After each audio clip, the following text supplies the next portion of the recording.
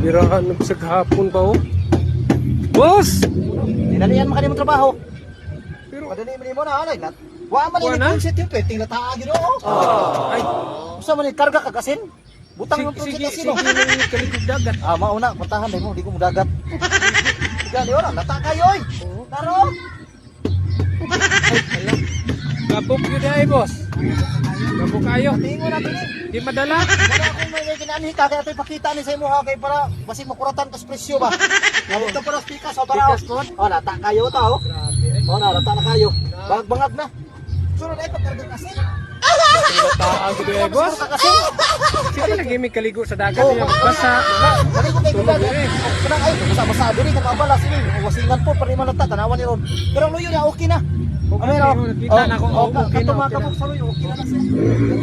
Pero na pa man sa luyo, murag sa luyo, gabok pa man gyapon boss. Nay gabok gabay sa luyo.